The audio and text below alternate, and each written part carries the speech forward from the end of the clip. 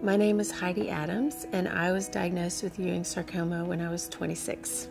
After you reach a certain age and know a little bit about cancer, it's natural to consider the possibility that you might not survive the disease. That definitely happened to me. When I was diagnosed, I felt shocked and cheated because I had to think about the possibility of dying. I felt that I had somehow crossed a line that none of my friends were even aware existed. It was a loss of innocence for sure. Even though I never really thought that I was going to die from this disease, I started exploring death and spirituality and afterlife. And the thing I came up with that ultimately provided a lot of comfort is that death is a part of life. We're all on this fatal adventure, and it's as natural to die as it is to breathe. When I was first diagnosed, the doctor said, "You have cancer." And I looked to my parents, and I was sort of waiting for the punchline, waiting for someone to laugh and be like, "Oh, no, just kidding." And I looked at my parents, and they're crying, and I'm like, oh, this is a big deal. And then my mom shouts out, "You're not gonna die!" And I was like, wait, I could die? You know, like it hadn't even occurred to me. You know, I've never really considered death. And when I got diagnosed with cancer, that's all I thought about was death. And I prayed and prayed and prayed to fight that and not go down that route. I think it's a natural reaction from someone who's had cancer or any other illness, life-threatening illness. It's just a thought that creeps in. You know, my tumor has shrunk, but it's still kind of like everything's so uncertain. You know, I hear about people who look like they're doing great and feeling fine, and then a month later they're dead. You know, and I have to face that every day.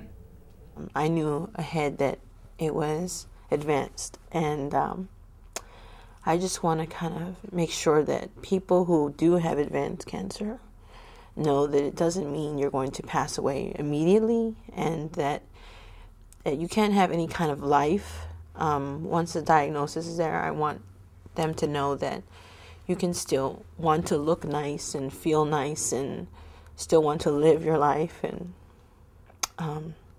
still, you know, try to reach those goals and dreams that you still had. It's an emotional roller coaster when you get diagnosed. You know, early on, fear of death, of course, and reading statistics on the internet and getting information, and you know, if I'm going to die, and you realize that every bout of cancer is completely different. I mean, everyone's got their specific things. No human body's the same. No cancer diagnosis is the same. I feel like there's times where I even forget that I'm sick. And that helps me to live my life and to continue on. And I think that I need that strength to continue on, to continue living. It's a gift to really look at death as a way to awaken to life. In other words, by looking at death, by facing death, I thought to myself, what do I want to do with my time? Why am I here? What's most important to me? And then it offered me an invitation. I can sit around and continue doing certain things that aren't serving me, or I can make some changes and really awaken to life more fully. And that's how I try to live. I've done a lot of things that since being diagnosed. I've gone to Europe a few times. I've run 6 marathons since being diagnosed. I've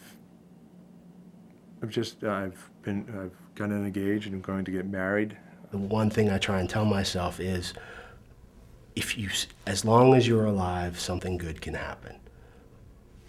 That's it. I mean, yeah, a lot of bad things can happen too, but as long as you stay alive, something good can happen. I was gonna die. When I found out I had cancer, I was going to die.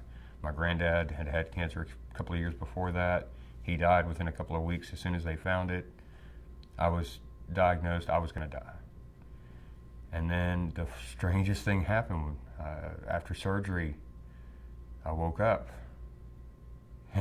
And all of a sudden I had to deal with being alive, and I had prepared for death. I had prepared for being buried. I had prepared for leaving this world. I hadn't prepared for life. I had to wake up, and I had to get out of bed, and I still had to go on. Just appreciate every day. I mean, cancer itself may not kill you, you could get hit by a bus tomorrow. So don't take it as a life sentence. Don't take it as this is the end of my life, because it's not. In fact, it's probably just the beginning. Being forced to face death pushed me to put up the best fight I could during the course of my treatment. If you've been thinking about this too, don't be afraid. Talk to people, ask questions, read, and think about it. One way to demystify something and make it less scary is to throw the curtain back and really look at it. It doesn't mean you've given up, but it might just help you love and accept your life regardless of its length. If you're scared or have questions about death or dying, it's important you talk to your doctor or contact these cancer-related organizations for more information.